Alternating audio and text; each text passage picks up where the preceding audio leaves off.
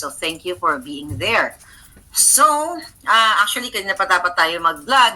Kaya lang, galing po ako sa police kung saan pinablatter o nireport ko si Lisa Ahas Araneta Smugs. Okay? Dahil napag-alaman ko, mga kababayan, na nagpapadala, ngayong holidays ay nagpadala si Lisa Smugs ng mga tauhan niya dito. Hindi na lang natin papangalanan ang mga pinadala niya dito, pero isa sa nandito ngayon ay si Melquiades Robles ng PCSO. Okay? At napag-alaman natin, mga palangga, hindi natin alam kung ang ginamit ba niyang pagpunta sa Amerika ay ang regular passport niya o ang kanyang diplomatic passport. Kasi pag diplomatic passport, pwede sila magdala ng perang sandamakmak para ibayad sa hitman o sila mismo ang hitman. At kapag nata-target nila ako, ay lilipad sila pabalik ng Pilipinas. Alright?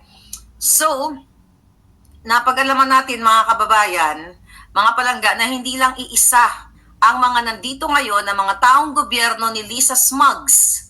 Malaman ng taong bayan at ma-preempt ang kahayupan ng babaeng ito. Tangay na ka, pinablatter na kita, nireport na kita dito sa Amerika ngayong araw. Inireport ko, mga kababayan, ang pangalan ni Lisa Smugs at lahat ng mga possible niyang, mga posible niyang gagamitin na tao. Hindi na lang natin sila babanggitin ng pangalan, pero mahaba ang listahan ko na nireport po natin kanina sa Los Angeles Police. Okay? Na kapag may nangyari sa akin, okay, at ang napag-alaman kasi natin, mga palangga, na impormante galing sa ating puting ahas sa Pilipinas, mga kababayan, ay nagpapa-surveillance dito si Lisa Smugs. So, hindi natin alam kung sino sa inatasan ni Lisa, sa dami niyang pinadala, kung sino ba ang magbabayad sa hitman. Si Melquiades ba? O kung sino pa man. Okay? Kasi hindi lang isang tao ang nag-confirm sa akin na may mga nagbabakasyon ngayon dito sa Amerika. Bakit ka magbabakasyon? Actually, isa yan sa statement ko kanina sa police ko, Disyembre, di ba dapat nasa mga pamilya natin tayo? Itong mga taong inutusan ni Lisa Smugs na magbakasyon, mag-hire ng hitman at kung ano pa man, ang pamilya nila ay nasa Pilipinas. So, in-explain ko ito, mga palangga. Kasi, isa dun sa mga question, yung suspected, yung ano yung mga suspected crime, okay, na pwede niyang gawin sa akin. So, inilitan niya ako doon, mga palangga. Actually, sinabi ko doon sa aking report na napag-alaman ko, galing ito sa informante ko, sa aking mga puting ahas sa Pilipinas, di ba? Na ito ang pwede nilang gawin.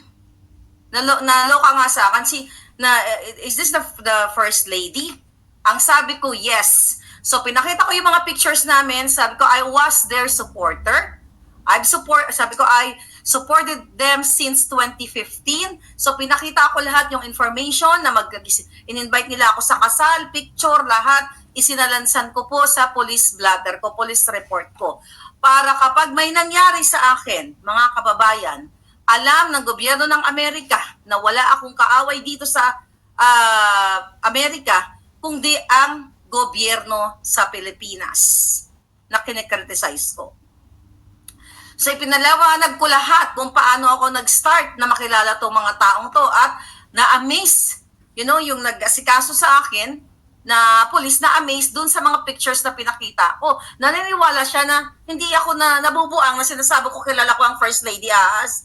Sabi ko, here's our pictures during this, during that, da-da-da-da-da-da-da. Sabi ko, I went back home during the campaign, da-da-da. Lahat inipinilawanag ko, mga kababayan. Kasi ang pera ng bayan na ninanakaw ng buwakan ng inang Lisang yan, okay, kayang kumitil ng buhay yan. At hindi natin sila bibigyan ng chance. Nakikitili nila ang buhay ko ng ganun-ganun na lang. Kaya kailangan malaman ng buong bayan na akala mo yung buwakan ng inang Lisa na yan at si Kuting, si Marcos Jr., Akala ninyo, ang drama nila ay abala sa mga pagganyan-ganyan, pero gumagapang sila hanggang Amerika dahil gigil na gigil sila sa akin. Hindi nila ako kayang gipitin dahil hindi nila ako hawak. Dahil kung sa Pilipinas lang, ay kaya nila akong pugutan ng julo dyan, mga palangga. Dahil nasa kanila lahat ang power. So ngayon, nagpapadala sila dito ng magsusurveillance sa akin. At yan, mga kababayan, kailangan ninyong malaman at kailangan din malaman ng gobyerno ng Amerika, okay, ng mga pulis, and even the immigration, I reported them. Nireport na kita, Lisa, tangina ka.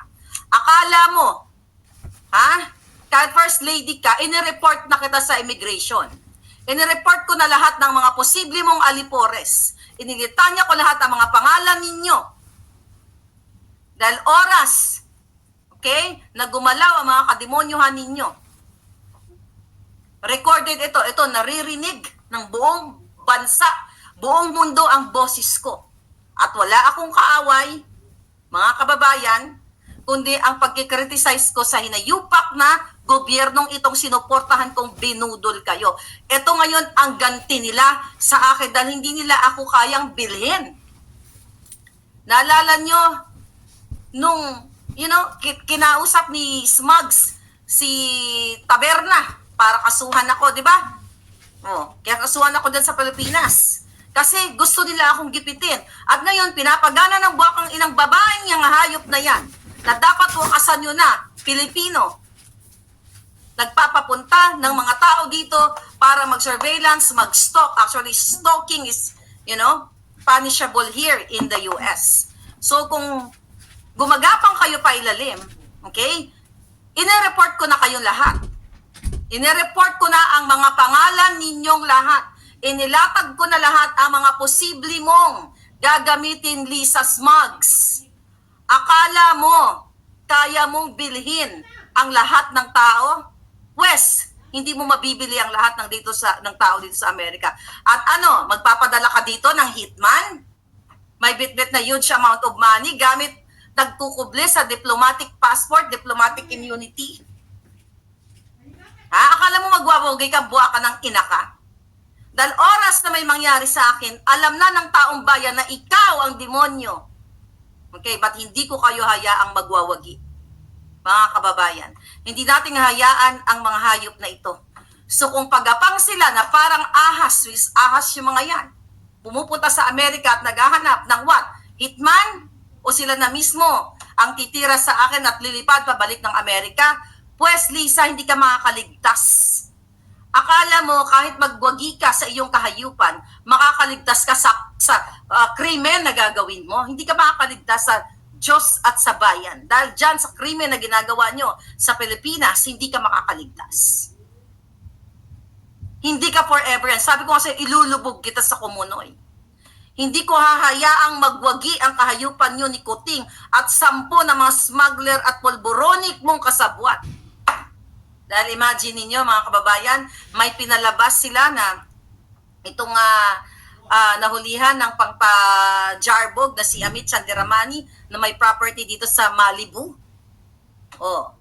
Maaring what yan ay may mga contact dito na mga tutoryo sa Amerika. It's okay. Lalabanan kita. Wala man akong billion pesos, wala man akong pera mga kababayan, pero lalabanan ko sa katotohanan, lalabanan ko sa tama yang hinayupak na babaeng ito. So ngayon mga kababayan, yan dahil galit na galit siya sa akin, galit na galit sila sa akin dahil nailalabas ko yung mga impormasyon ng pagnanakaw nila. Okay? Natatakot sila sa video, sabi ni Mickey Bad Girl. Kung di ka naman siraulo, kung di ka pa naman mudlo, budod, lahat ng kaibilan nasa iyo na. Wala sa akin ang video. Nandyan sa tabi-tabi mo lang.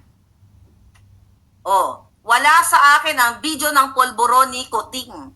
Kahit ano pang gapang mo dito sa Amerika, magpadala ka ng mga tao, gagamit ka ng mga tao maghaharas sa akin. Kahit pigain mo ko, walang video na iluluwa ko. Dahil nasa tabi mo lang, maaring ka mag-anak mo ang may hawak ng video. Yan, clue yan. Kung di ka ba naman syunga, yung polboronic video mga palangga, hindi lang Marami ang may hawak na nito. Maaring kamag-anak mo, Lisa Smugs, at kaalyado mo dyan. Kaya wag mong hinahabol-habol ako dito sa video, magpapaano ka? Magpapapategi ka dito? Yes, Mercy, inireport ko na po sa police kanina. Supposedly kanina pa tayo mag-vlog. So I spent time para i-blatter ang lahat ng kanilang mga pangalan. At number 1 si Lisa Smugs. Nilitanya ko lahat ng pwede kong ilitanya.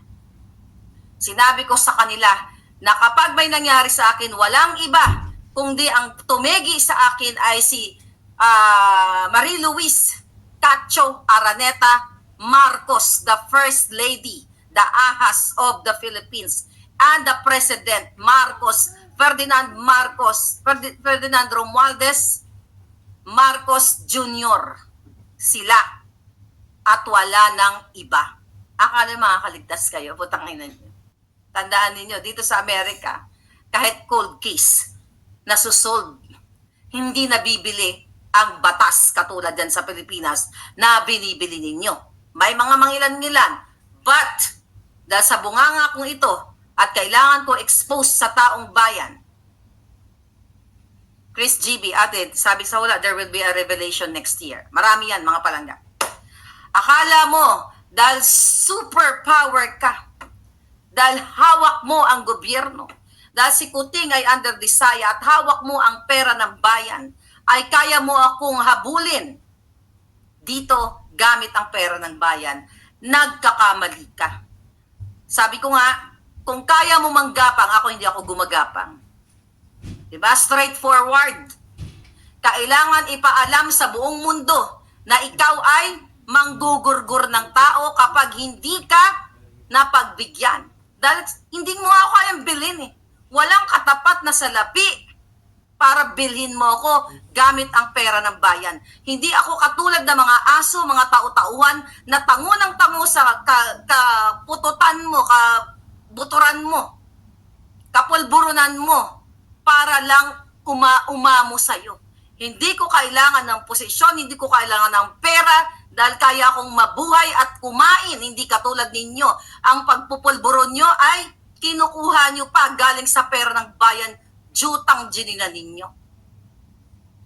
Bangag ang Malacanang, sabi ni Miss Sonny Topa. Ano pa nga palangga? Pulburon. Remy, thank you. Kaya thank you sa mga prayers ninyo, mga palangga.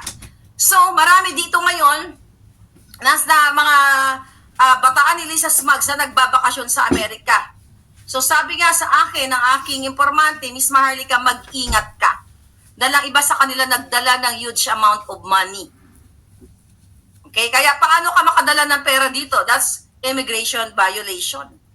25,000, ilan ba? 10,000 pala, na 25,000. $10,000 lang ang allowed. Pero, I'm not sure lang kung ang ginamit is Philippine passport, the regular passport, o yung diplomatic passport. Kaya mga kababayan, alam nyo na tinatarget ako ng mga buwaka ng inang to dahil hindi nila ako kayang bilhin. Hindi nila ako kayang bilhin para tumahimik. Sabi ko nga, isang beses lang tayo mabuhay sa mundong ito. Itataya ko na ang natitira kong buhay, hindi para ibuwis ang buhay ko, kundi para malugmok yung mga yan sa kumunoy. Dahil sila ang nambudol, sila ang nagwalang hiya sa atin, sa inyo lahat.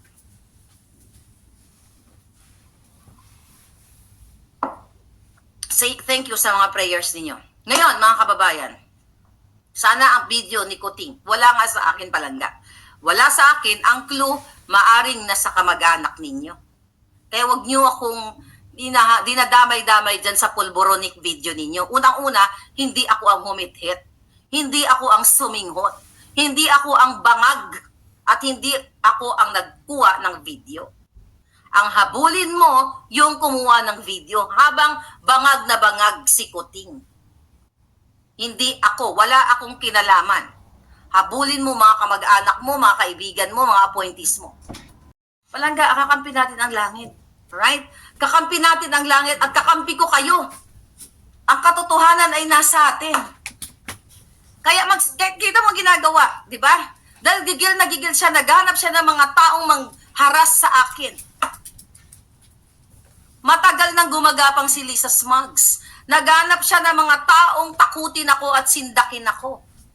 At ngayon, itong holiday, ito yung worst.